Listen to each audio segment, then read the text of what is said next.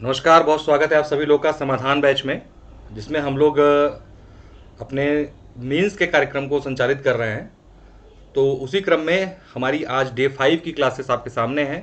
इसमें आज हम लोग 4 क्वेश्चंस पेपर 2 के डिस्कस करने वाले हैं और चारों ही प्रश्न बहुत ही महत्वपूर्ण है और बहुत ही सिस्टमेटिक वे में आपके सामने जो है इसको मैं प्रस्तुत करने जा रहा हूँ, ताकि आप ये समझ सकें इसके साथ साथ कि आपको भी कैसे एग्जाम में क्वेश्चन लिखना है। देखिए, पुलिस सुधार पर ये सवाल है पहला वाला। तो ये समाधान प्रोग्राम जो है, अभी इसकी डेमो क्लासेस आपकी आ रही है। 1 नवंबर से हम लोग का बैच ये संचालित हो रहा है। 100 डेज प्रोग्राम है ये, ठीक है। सारी चीज़ें हम लोगों ने पिछले वीडियो में डिस्कस कर दी हैं, तो हर वीडियो में बताने की आवश्यकता नहीं है। फीस बता दे रहे हैं क्योंकि बहुत लोग कमेंट बॉक्स में पूछते हैं। 5100 रुपीज़ इसकी फीस है। आप इसको पेमेंट करने के लिए लास्ट में जो वीडियो का नंबर दिया हुआ है उस पर पेमेंट कर सकते हैं, ठीक है। तो चलिए शुरू करेंगे। पुलिस सुधार चर्चा में है। अभी हाल फिलहाल में भी इस पे काफ़ी कोर्ट के माध्यम से टिप्पणी की गई और भी विभिन्न कारणों से, जैसे एक देश एक वर्दी का नया नारा शुरू हुआ है अभी हाल में ही, प्रधानमंत्री जी ने जिक्र किया, उसके बाद से ये चारों तरफ चर्चा में आ गया है। तो ऐसे में कहीं ना कहीं ये पुलिस सुधारों पर सवाल जो है संभावित है अगले साल की परीक्षा में। तो यूपीएससी यूपीपीएससी दोनों तरफ के लिए ये इंपॉर्टेंट टॉपिक हो जाता है पेपर 2 से। तो इस पर ही हम लोग पहला सवाल अपना डिस्कस करेंगे। Explain in detail the need and measures of police reform in India. Bharat में पुलिस सुधारों की आवश्यकता और उपायों की विस्तृत व्याख्या करिए। 200 शब्दों का सवाल है। हमने जैसा बताया कि हम आपको सारे क्वेश्चंस 200 शब्दों में ही देंगे, क्योंकि 8 शब्द और 12 शब्द ये दोनों को कवर कर लेता है, 12 नंबरों को कवर कर लेता है ये, ठीक है।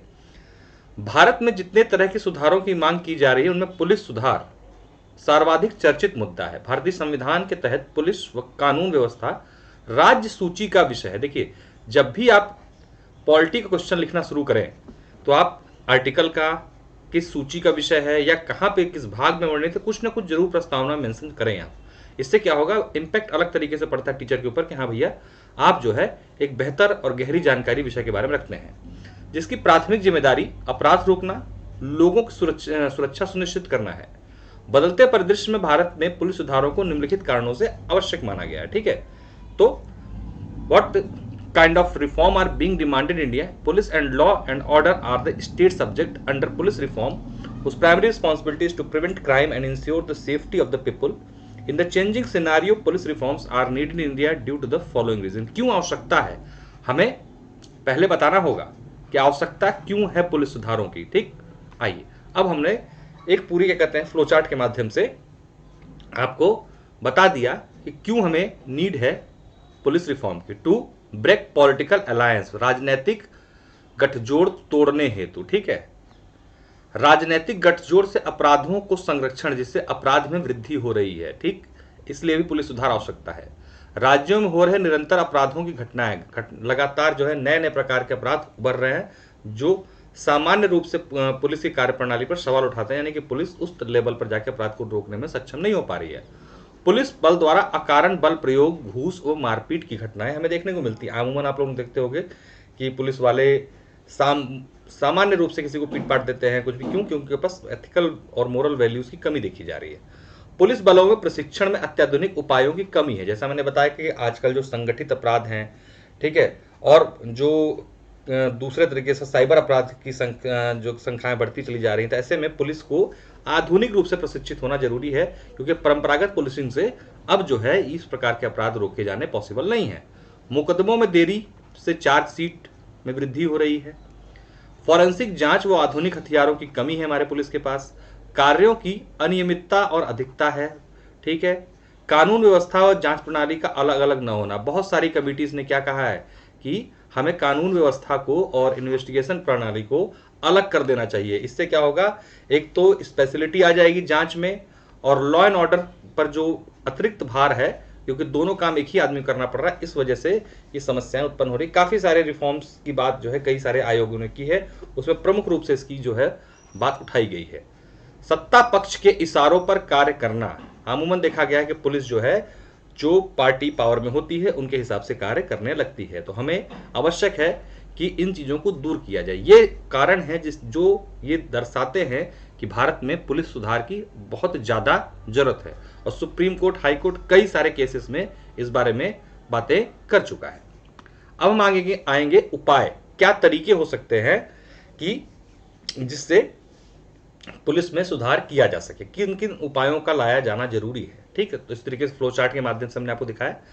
तो सर्वोच्च न्यायालय द्वारा प्रकाश सिंह बनाम भारत संघवाद 2006 का अनुपालन सुनिश्चित हो। जब भी आप पुलिस सुधार पर लिखेंगे ना, इस वाद को जरूर लिखिए, क्योंकि बहुत ही इंपॉर्टेंट केस है भारत में पुलिस सुधार के संदर्भ में। ठीक, राज्य सुरक्षा आयोग का गठन करना होगा।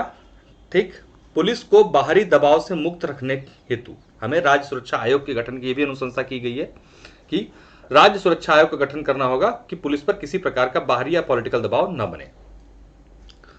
पुलिस स्टैब्लिशमेंट बोर्ड जो हमें बनाना होगा, पुलिस स्टैब्लिशमेंट बोर्ड का निर्माण करना होगा इनके कार्मिकों के मामले, मतलब पुलिस के संदर्भ में जो उनकी समस्याएं हैं, चाहे सैलरी से रिलेटेड हो, चाहे उनके पेंशन से रिलेटेड, चाहे उनके आवास से, इन सबको दूर करने के लिए हमें एक पुलिस एस्टेब्लिशमेंट बोर्ड बनाना चाहिए, जिससे पुलिस वाले इन समस्याओं को अपनी समाधान कर सकें और इससे क्या हो, ये जो भ्रष्टाचार है, घूसखोरी है, उस पर नियंत्रण लगाया जा सके। एक पुलिस शिकायत प्रकोष्ठ को बनाया जाना चाहिए पुलिस के विरुद्ध शिकायतों की जांच के लिए। ठीक है, पुलिस तो जांच करती है अपराधों की, लेकिन पुलिस के विरुद्ध जो शिकायतें हों उनकी जांच कैसे हो, उसके लिए क्या करना होगा, एक पुलिस शिकायत प्रकोष्ठ बनाना होगा। पुलिस बलों को प्रशिक्षण, हथियार व छुट्टी का समुचित हमें व्यवस्था करनी होगी। अभी हाल फिलहाल में आपने देखा होगा कि यूपी पुलिस का एक वीडियो वायरल हुआ था, जिसमें यूपी पुलिस की बंदूक प्रशिक्षण के दौरान जो है उनसे राइफल्स नहीं चली। ठीक है, तो बड़ी क्या कहते हैं कि उपावक स्थिति सामने आ गई थी कि भैया क्या हो गया, मतलब उनसे बंदूक में गोली नहीं भर पा रहे थे। एक वीडियो में पुलिस वाले जो है उनसे बंदूक नहीं चल पा रही थी उनकी, तो बदमाशों को भगाने के लिए मुंह से ठाए ठाए की आवाज़ निकाल रहे थे। तो ये सब व्यवस्थाएं जो है हमें देखनी होंगी कि पुलिस बल जो है आधुनिक हो। नियमित तौर पर पुलिस जनसंपर्क कार्यक्रमों का आयोजन कराया जाना चाहिए, जैसे अभी थाना दिवस होता है, ऐसे और भी प्रोग्राम लेके आना चाहिए जिससे जो पुलिस का भय आम जनता के बीच में है वो उससे निकल जाए। ठीक है, पुलिस को एक दोस्त के रूप में देखें, न कि क्या कहते हैं कि एक डर के रूप में। ठीक, तो हमें करना होगा। दोषी पुलिसकर्मियों का सस्पेंशन नहीं बल्कि नौकरी से सीधे उनको बर्खास्त करना होगा, क्योंकि सस्पेंशन में क्या होता है, वो जानबूझ के ऐसे अपराध करते हैं, उससे क्या होता है, उनको लगता है ठीक है कितने 2 महीने 3 महीने सस्पेंड हो जाएंगे, चलो 10 लाख रुपए तो मिल जाएगा ना। तो ये वाली एक जो है चीज़ें आ गई हैं, तो इसको हमें क्या करना, सीधे टर्मिनेट करने वाली बात पे आ जाना चाहिए, जिससे क्या होगा, उनके बीच में इन समस्याओं को लेकर दूरी बनेगी। ठीक, पुलिस थानों में हमें सीसीटीवी लगाना होगा जिससे पुलिस वालों की निगरानी जो है की जा सके। महिला थाना व महिलाओं की संख्या में वृद्धि करनी होगी। अभी यूपी पुलिस ने हर थाने में पिंक डेस्क या महिला डेस्क जो है स्थापित की, तो ऐसे ही पूरे देश में जो है हमें करने की आवश्यकता है। डीजीपी का निश्चित कार्यकाल होना चाहिए, राजनीतिक रूप से डीजीपी को बदला नहीं जाना चाहिए, जो सबसे बड़ा अधिकारी पुलिस का होता है। एक निश्चित कार्यकाल के साथ स्थायित्व होगा उसका, तो वो राजनीति से ऊपर उठ के फैसले ले सकेगा, चीजों को कर सकेगा और उसी हिसाब से अपने प्रदेश की पुलिस बल को संचालित भी कर सकेगा। पुलिस अधिकारियों का स्थानांतरण पुलिस नियुक्ति बोर्ड द्वारा होना चाहिए, न कि राजनीतिक रूप से। ठीक, बहुत इंपॉर्टेंट पॉइंट है। ब्रिटिश सरकार के 1961 के पुलिस बल एक्ट का निस्त्रीकरण करना चाहिए, मतलब इतने पुराने एक्ट के माध्यम से अभी भी हमारी पुलिस कंट्रोल हो रही, इसे हमें क्या करना होगा, बदलना होगा। क्या करना होगा, इसके लिए हमें नया पुलिस अधिनियम लाना होगा, साथ में कानून व्यवस्था और जांच को अलग अलग करने के लिए जो है व्यवस्था बनानी होगी। तो ये आपके उपाय है जिसके माध्यम से भारत में पुलिस सुधार किया जा सकता है। ठीक, तो इसी प्रकार से फ्लो चार्ट या अलग अलग चीजों के माध्यम से अगर आपने उत्तर को देंगे ना, तो बड़ी अच्छे तरीके से इंपैक्टफुल तरीके से आपको चीजें मिलेंगी। ठीक, और इसका नंबर भी आपको मिलता है। ठीक, तो ये इंग्लिश हिंदी दोनों में आपको देखेंगे, मेजर्स हमने देख ली क्या क्या है, किसके माध्यम से भारत में पुलिस सुधार ला सकते हैं। निष्कर्षतः जब भारत सहस्त्राब्दी विकास लक्ष्यों यानी कि sustainable development goal millennium development goal की स्वर्णिम गाथा लिख रहा हो और आजादी का अमृत महोत्सव मना रहा हो, तो पुलिस सुधार एक अपरिहार्य मुद्दा बन जाता है। जब हम चारों तरफ विश्व गुरु बन रहे हैं और साथ में हम आजादी का अमृत महोत्सव यानी 75 वर्ष मना रहे हैं, तो ऐसे में पुलिस सुधार एक बहुत ही महत्वपूर्ण मुद्दा है, क्योंकि पुलिस जो है सबसे पहले एक आम जनता तक पहुंचने वाला वो क्या कहते हैं संकट मोचक है, कह सकते हैं, जो सबसे पहले सहायता के लिए पहुंचता है, और ऐसे में एक मानवीय पुलिस की जो है बहुत ज्यादा आवश्यकता है। ठीक, ऐसे करके आपने अपने उत्तर का समाहार कर देखिए, आपने अपने लाइन कितने लिखी, आपने 8-10, बाकी आपने फ्लो चार्ट के माध्यम से दे दिया। इसी प्रकार से सारे ही आंसर आपको इस समाधान बैच में मिलना है। हम कोशिश ये कर रहे हैं कि आपको कंटेंट के साथ वो तरीका भी बता दें कि आपको उत्तर कैसे लिखना है भाई, क्योंकि बड़ी समस्या है बच्चों में इस चीज को लेके। गट्ठर मैटर पड़े हैं लेकिन पता ही नहीं कि आंसर लिखा कैसे जाए। तो हम इस प्रोग्राम के माध्यम से पूरा सिलेबस भी आप तक पहुंचा रहे हैं और साथ साथ में कैसे आपको प्रेजेंट करना एग्जाम में, ये भी बताया जा रहा है। अगला सवाल है, उत्तर प्रदेश और भारत सरकार की ई गवर्नेंस से संबंधित प्रमुख योजनाओं पहलों का उल्लेख करें, यानी कि यूपी स्पेशल का पेपर 2 का सवाल है ये, ठीक। और किससे संबंधित है? गवर्नेंस वाले टॉपिक से। ये भी 200 शब्दों का है। ई गवर्नेंस से तात्पर्य जनता तक सरकारी सूचनाओं एवं सेवाओं को सूचना और संचार प्रौद्योगिकी के माध्यम से त्वरित गति से पहुंचाना है। ई गवर्नेंस क्या होता है भैया? इलेक्ट्रॉनिक गवर्नेंस, ठीक है। इलेक्ट्रॉनिक गवर्नेंस मतलब गवर्नेंस होता है, आपने सुना होगा, गुड गवर्नेंस सुना होगा। ई गवर्नेंस उन्हीं का समृद्ध रूप है, यानी कि इलेक्ट्रॉनिक उपकरणों के माध्यम से जनता तक सरकारी सेवाओं की पहुंच, ठीक। तो ये एक लाइन में आपने बता दिया क्या होता है। सवाल क्या पूछा है? उत्तर प्रदेश और भारत सरकार की ई गवर्नेंस में प्रमुख योजनाओं पहलों का हमें सिर्फ उल्लेख करना है, यानी कि फैक्चुअल क्वेश्चन है ये, ठीक है। कैसा क्वेश्चन है? Factual question. आइए देखते हैं ई गवर्नेंस के प्रकार कौन कौन से, देख लीजिए। Types of E governance, G2G यानी government to government, G2C government to citizenship, G2B business to government, government to business उलट किया है यहाँ पर, sorry, G2N government to NGO और C2G यानी कंज्यूमर टू गवर्नमेंट, ठीक है। तो ये प्रकार है हमारे यहाँ पर ई गवर्नेंस। आपने फ्लो चार्ट के माध्यम से बता दिया कि हमारे सरकार से सरकार, सरकार से नागरिक, सरकार से व्यापार, सरकार से गैर सरकारी संगठन और उपभोक्ता से सरकार, ये हमारे यहाँ पर ई गवर्नेंस के कुछ मॉडल या प्रकार हैं। अब हम कहेंगे उत्तर प्रदेश, क्योंकि सवाल पूछा कि उत्तर प्रदेश सरकार की, सीधे क्वेश्चन पूछा कि बताइए कौन कौन सी है, ठीक है। ये नहीं पूछ रहा कि फायदा नुकसान, सीधे आपने नाम पूछा है, तो आपको फैक्चुअल की तरफ बढ़ना। और ऐसे खूब क्वेश्चन यूपी स्पेशल के जब पूछ रहा है ना, तो सीधे सवाल पूछ रहा है। जैसे कि आपने देखा होगा 2022 पीसीएस में क्या पूछा था कि पूर्वी उत्तर प्रदेश के स्मार्ट सिटीज का उल्लेख कीजिए, पूर्वी उत्तर प्रदेश के लोक गीतों का उल्लेख कीजिए। तो इसी तरीके से यूपी स्पेसिफिक जब आपसे सवाल पूछेगा तो आपको जो है इसका लाभ मिलेगा, ठीक है। अब आइए देखते हैं ई गवर्नेंस की पहले कौन कौन सी है। ई कैबिनेट अभी हाल में ही हुआ है फैसला। ई कैबिनेट पेपरलेस निर्णय लिया जाएगा, मतलब कि कैबिनेट की जो बैठकें होंगी उत्तर प्रदेश सरकार में वो कैसी होंगी? कागज रहित होंगी, ठीक। लोकवाणी कार्यक्रम बहुत मशहूर कार्यक्रम है, 2004 में शुरू हुआ था। ये क्या था? आय, जाति, निवास, निविदा, जन्म आदि प्रमाण पत्र जो है ऑनलाइन जो है फीड किए जाएंगे इसमें। ई सुविधा, ये क्या है? क्रेडिट कार्ड भुगतान सेवा है ई सुविधा। ई सेवा, बिजली बिल, डीटीएच, लाइसेंस, टिकट आदि के लिए ई सेवा की शुरुआत की गई उत्तर प्रदेश में। केसवानी, राज्य की वित्तीय लेन देन के लिए, कोसवानी राज्य के वित्तीय लेन देन के नियंत्रण करने के लिए ऑनलाइन सेवा है ये, ठीक। ई ऑफिस कर्मचारियों के लिए है। ई एफआईआर ऑनलाइन एफआईआर के लिए।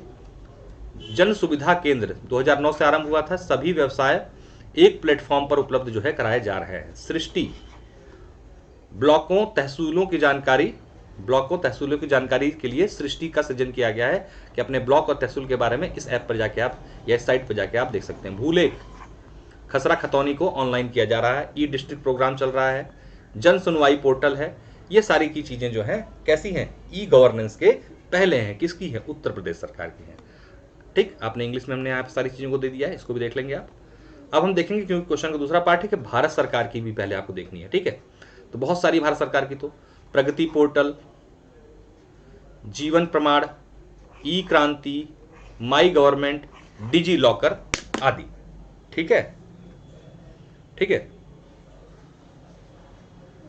डिजी लॉकर डॉक्यूमेंट रखने हेतु, ठीक। माई गवर्नमेंट सुझाव गवर्नेंस हेतु, ठीक। ये सारी हमारी क्या है? अभी और भी है।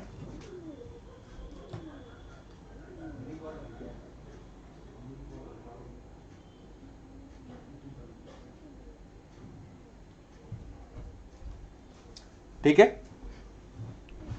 फिर ई क्रांति क्या है? 44 परियोजनाओं का समावेशन इसमें किया गया है। जीवन प्रमाण क्या है? बायोमेट्रिक पेंशन प्रणाली है ये। जनता की शिकायतों का समाधान और समीक्षा के लिए, ठीक। E hospital online registration framework, ORF, ठीक है, ये भी ओपीडी बुकिंग के लिए है। ई संजीवनी मुफ्त डॉक्टरी सलाह। फिर पीजी पोर्टल है जनता के शिकायतों के लिए। Common service centre CSC, ERTI, IRCTC, e ticketing, ये सारी की सारी क्या है? दर्पण पोर्टल। ये सब भारत सरकार क्या है? ई गवर्नेंस की पहले है, ठीक। इंग्लिश में भी दे दिया गया है। तो यद्यपि उत्तर प्रदेश और भारत सरकार द्वारा ई गवर्नेंस के क्षेत्र में व्यापक स्तर पर प्रयास किया जा रहा है, किंतु इसकी पहुंच अभी भी सीमित है। अतः इसकी आर्थिक, सामाजिक और तकनीकी चुनौतियों को हमें दूर करने की आवश्यकता है, क्योंकि अभी भारत में जो डिजिटल डिवाइड है वो बड़ा है। तो ऐसे डिजिटल डिवाइड को ध्यान में रखते हुए पहले सरकार को इंफ्रास्ट्रक्चर पर भी काम करना होगा, क्योंकि सिर्फ योजनाएं शुरू कर देने से क्या होगा कि लोगों का स्वभाव भला नहीं हो सकता। हमें पहले लोगों तक जो है तकनीकी को पहुंचाना होगा, यानी कि बेसिकली ब्रॉडबैंड पहुंचाना होगा, मोबाइल पहुंचाना होगा, बिजली पहुंचानी होगी, तभी जाके ई गवर्नेंस के क्षेत्र में हम अत्यधिक प्रगति कर पाएंगे। उत्तर प्रदेश जैसे राज्य जहां पर 70% जनसंख्या अभी भी गांव में निवास करती है, ऐसे में हमें गांव के ई गवर्नेंस के मॉडल को पहुंचाना होगा, साथ साथ हमें उन उपकरणों को पहुंचाना होगा ग्रामीण स्तर तक, जिसके माध्यम से हम ई गवर्नेंस की योजनाओं को लागू कर सकें। ऐसे आपने सारी चीजों को समेट दिया, ठीक है। अगला है भारत की संयुक्त राष्ट्र महासभा में दावों के समर्थन और चुनौतियों का उल्लेख कीजिए। बहुत इंपॉर्टेंट क्वेश्चन है, आईआर से रिलेटेड क्वेश्चन है, ठीक है, क्योंकि लगातार ये मुद्दा उठता रहा है कि भारत को संयुक्त राष्ट्र महासभा में का स्थायी दर्जा दिया जा सके, ठीक है। तो इस पे क्वेश्चन, ये एक बेसिक क्वेश्चन है जो कभी भी पूछा जा सकता है। दावों के समर्थन और चुनौतियां क्या क्या उसके संदर्भ में, भारत के दावे क्या है कि चाहता है कि हम उसके क्या कहते हैं कि परमानेंट मेंबर बने, और हमें दूसरा पार्ट क्वेश्चन का देख के चलना है कि इसमें चुनौतियां किस प्रकार की हैं। परिवर्तनशील वैश्विक व्यवस्था में संयुक्त राष्ट्र महासभा में परिवर्तन हेतु लंबे समय से मांग की जा रही है। खासकर इसकी स्थायी सदस्यता के बारे में भारत मुखरता से आवाज उठाता रहा है। संयुक्त राष्ट्र महासभा में भारत की स्थायी सदस्यता के समर्थन में निम्नलिखित तर्क हैं।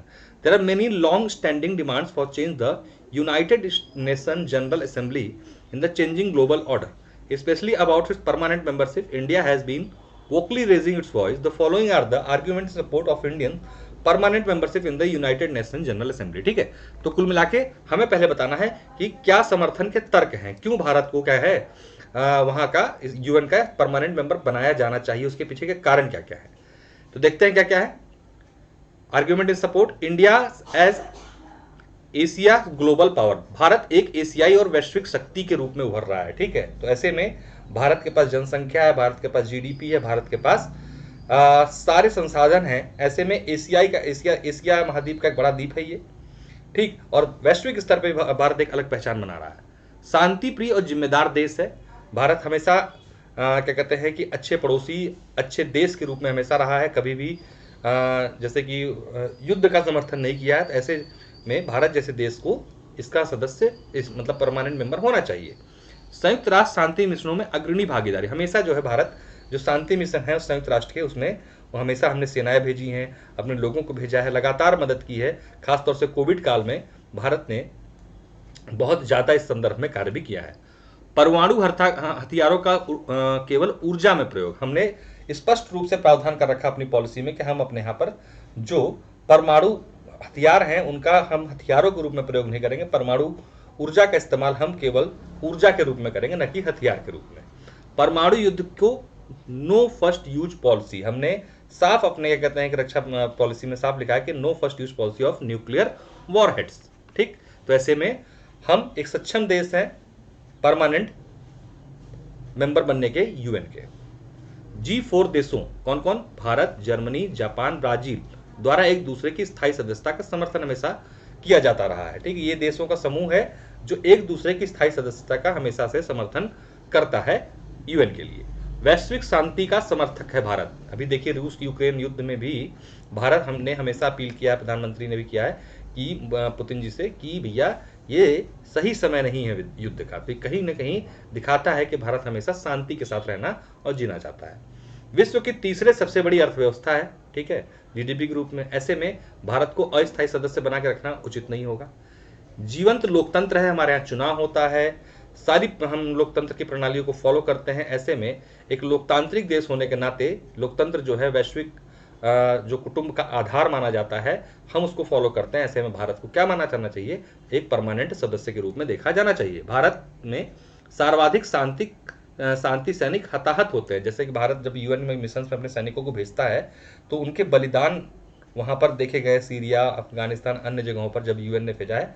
तो ऐसे में भारत जब इतना अपने नागरिकों को एक तरीके से भेज रहा है और भेजने के बाद उनकी मौत भी हो जा रही है, तो ऐसे में भारत का हक है कि भारत क्या करे, यूएन में अपनी मजबूत सदस्यता स्थायी तौर पर रखे। वासेनार एग्रीमेंट ऑस्ट्रेलिया समूह में शामिल, ठीक है, ये एक एग्रीमेंट है, इसके माध्यम से भी भारत जो है अपनी स्थायी प्रतिनिधित्व को की उपस्थिति को हमेशा दर्ज कराता रहा। ठीक, अब चुनौतियां क्या क्या है हमारे सामने भाई? ठीक है, क्या चुनौतियां हैं जो भारत अभी तक जो है इतनी लंबी डिमांड जो लगातार हो रही है वो फलीभूत नहीं हो पाई है, क्यों और क्या क्या समस्या उत्पन्न है? देखते हैं। सबसे पहले यूएन महासचिव का तटस्थ ना होना।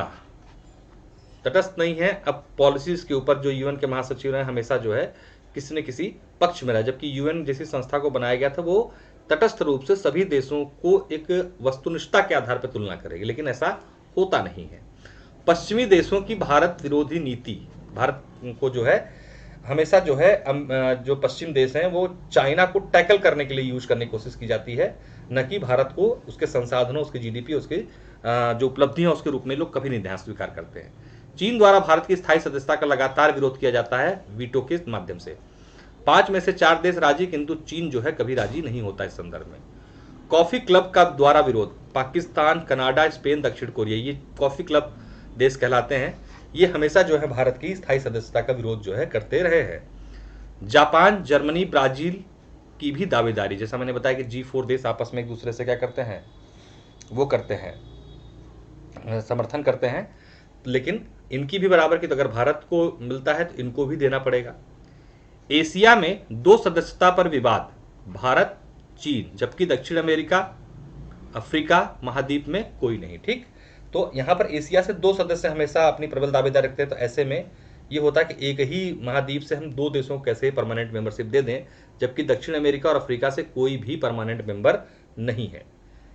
एनपीटी, सीटीबीटी व एनएसजी में न होना, ये सब समझौते हैं परमाणु संबंधित, उसमें भारत नहीं है, तो ये भी एक कहीं ना कहीं अड़चन का काम करता है। अमेरिका का बगैर वीटो पावर में भारत की स्थायी सदस्यता का समर्थन, अमेरिका को बगैर वीटो पावर के भारत की स्थायी सदस्यता का समर्थन है। ठीक है, ये भी कहीं ना कहीं अमेरिका का बगैर वीटो पावर के भारत कहता है कि हमको सदस्य तो बना दो, लेकिन वीटो शक्ति जो है ना दी जाए। ठीक, ऐसे में भारत को इस संदर्भ में जो है लगातार झटका लगता है।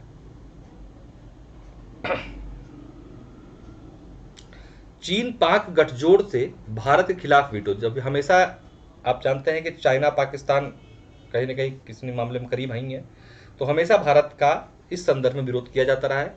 अमेरिका द्वारा समर्थन की शर्त पर भारत में सौदेबाजी। ठीक, अमेरिका कहता है कि हाँ हम समर्थन तो करेंगे आपका, लेकिन उनकी कुछ शर्तें डाल देते हैं जो भारत के लिए संभव नहीं हो पाती, और कहीं ना कहीं भारत के इकोनॉमिकल जो क्राइसिस है उसको बढ़ाने की संभावना बढ़ जाती है, या भारत पे कुछ जो है एक तरीके से कह सकते हैं दबाव की स्थिति उत्पन्न करने की कोशिश करता है अमेरिका, जो भारत एक संप्रभु देश होने के नाते कभी भी स्वीकार नहीं करेगा। संयुक्त राष्ट्र को वित्त देने वाले बड़े देशों का अनुसार ही कार्य करना। ठीक है, यूएन क्या करता है, अमेरिका के आधार पर, ब्रिटेन के आधार पर, या ऐसे देशों के आधार पर कार्य करता है जो उसको अच्छी भारी भरकम पैसा देते हैं, क्योंकि यूएन को चलाने के लिए भी फंड की आवश्यकता होती है और विभिन्न देशों के द्वारा फंड दिया जाता है। भारत अभी उतना सक्षम नहीं है कि वो इन विकसित देशों की तुलना कर सके फंडिंग के मामले में, तो ऐसे में कहीं ना कहीं यूएन जो है उन देशों के हिसाब से काम करता है, और भारत की स्थायी सदस्यता के लिए चुनौती का कार्य खुद यूएन ही कर रहा होता है। ठीक, तो हमने देख लिया चैलेंजेस।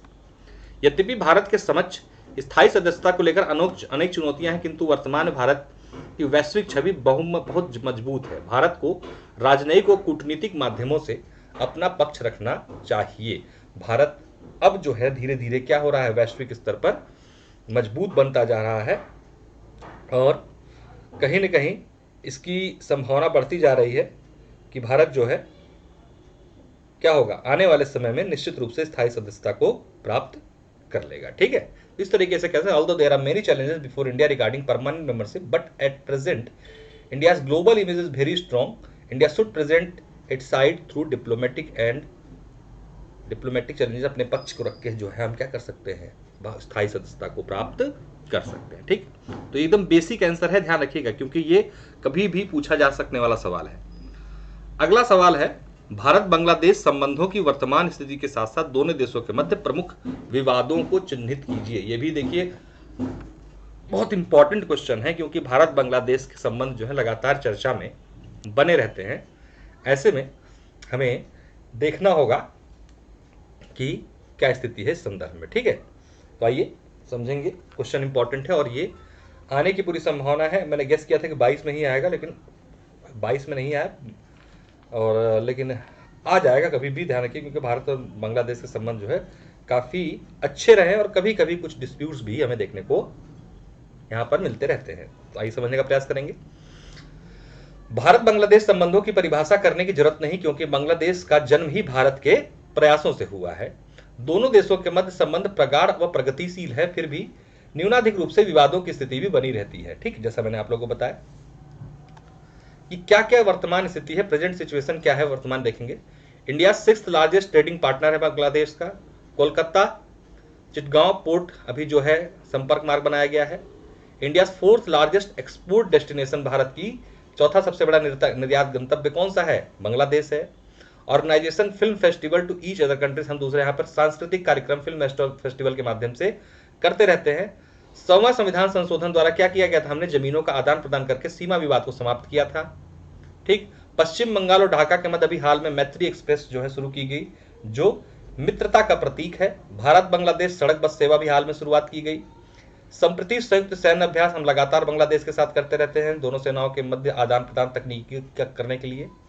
बांग्लादेश सिविल सेवा अधिकारियों का मसूरी में प्रशिक्षण दिया जाता है, ये भी क्या है, हमारे अच्छे संबंधों को दर्शाता है। भारत बांग्लादेश कुशियारा नदी समझौता बहुत इंपॉर्टेंट है, ये जो है विवाद का बिंदु बना था। मैत्री सुपर थर्मल पावर प्रोजेक्ट हाल में ही भी संचालित हुआ है।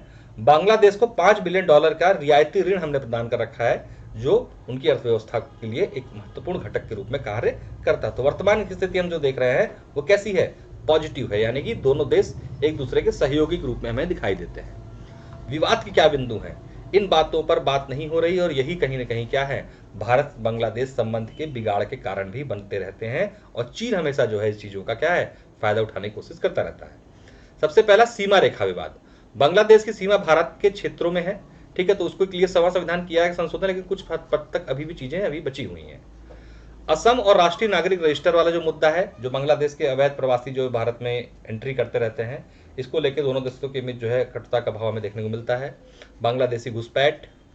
न्यू मूर द्वीप विवाद, ये सुंदरबन के निकट गाद से निर्मित एक द्वीप है जिस पर दोनों देश अपना अपना दावा करते हैं। शरणार्थी समस्या, खासकर रोहिंग्या मुसलमान, लगातार चर्चा बना रहता है। रोहिंग्या मुसलमान बांग्लादेश से आते हैं और भारत में स्थायित्व प्राप्त करने की कोशिश करते रहते हैं, और भारत सरकार के द्वारा लगातार उनको जो है बाहर निकाला जाता है। तो कहीं न कहीं ये भारत बांग्लादेश के मध्य एक विवाद का कारण बनते हैं। चकमा शरणार्थी समस्या, एक तरीके से जैसे कि रोहिंग्या है, इसी तरीके से ये भी एक समस्या है। पूर्वोत्तर के राज्यों में प्रवेश करने का प्रयास करते रहते हैं लगातार ये लोग। बराक नदी पर भारत द्वारा निर्माणाधीन तपाई मुख बांध का विरोध बांग्लादेश करता है इसका विरोध, क्योंकि इससे उसे शंका है कि कहीं भविष्य में इसका क्या कहते हैं कि एज अ क्या कह सकते हैं उसे, हथियार के रूप में भारत न प्रयोग करे, जैसे भारत का चीन के लिए है। फरक्का नदी जल विवाद, ये भी क्या कहते हैं कि जल के बंटवारे को लेकर है। तिस्ता नदी जल बंटवारा विवाद, ये भी विवाद का बिंदु है। बांग्लादेश का चीन समर्पित BRI में शामिल होना, है बहुत बड़ा बिंदु है ये, कि बेल्ट एंड रोड इनिशिएटिव कार्यक्रम है चाइना का, उसमें बांग्लादेश शामिल है और भारत इसका विरोध करता है। तो ऐसे में कहीं न कहीं भारत और बांग्लादेश के मध्य इस चीज को लेकर भी विवाद बना रहता है। पूर्वोत्तर में अलगाववाद और क्षेत्रवाद को बढ़ावा मिलता है जो बांग्लादेश की तरफ से, ये भारत के लिए एक आंतरिक सुरक्षा और राष्ट्रीय सुरक्षा के लिए ठीक नहीं है। तो इसको लेकर भारत लगातार बांग्लादेश के साथ जो है विवादास्पद स्थिति रहता है। भारत चाहता है कि बांग्लादेश किसी प्रकार से, मौखिक रूप से बांग्लादेश भी कहता है कि हाँ हमारी तरफ से ऐसा कुछ नहीं, लेकिन अगर हम प्रैक्टिकली देखेंगे तो बहुत सारी चीजें हमें ऐसी दिखाई देती हैं कि वहां पर ऑर्गेनाइज्ड वे में इन चीजों को किया जाता है। शरणार्थियों के कारण भारत में सांप्रदायिक टकराव होता है, ठीक है, जैसे कि रोहिंग्या मुसलमान के संदर्भ में हम देखेंगे तो भारत में इस चीज को लेकर काफी समस्याएं हमें देखने को मिलती है। जैसे कि कुछ समय पहले हमने देखा कि बांग्लादेश में जब भारत के प्रधानमंत्री गए थे तो उस समय वहाँ के मंदिरों में तोड़फोड़ हुई थी और काफ़ी विवाद की स्थिति उत्पन्न हुई थी। तो ये भी समस्या रहती है। चीन द्वारा सस्ते ऋण जाल में फंसाना, जैसे चीन ने श्रीलंका को फंसा के बर्बाद किया, वो इसको भी कोशिश करता है कि बांग्लादेश को फंसाए और बांग्लादेश की धरती का इस्तेमाल किस लिए करे, भारत विरोधी गतिविधियों के लिए करे, ठीक है। तो ये हमारे क्या है, भारत बांग्लादेश के मध्य विरोध के बिंदु। देखिए आपने पूरे बिंदु को दर्शा दिया एक पेज में, ठीक।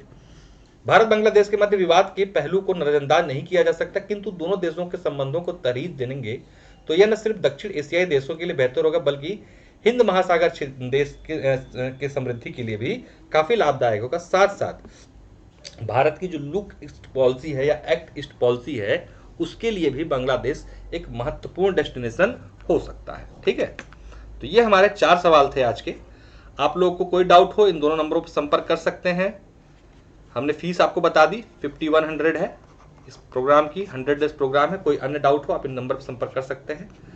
और इसमें हम लोग 500 क्वेश्चन अभी इनिशिएटिव रूप में लेके चल रहे हैं। 500 क्वेश्चन आपको देंगे, यानी कि 400 सवाल तो आपको हम लोग चारों पेपरों के और 100 सवाल यूपी स्पेशल के देंगे।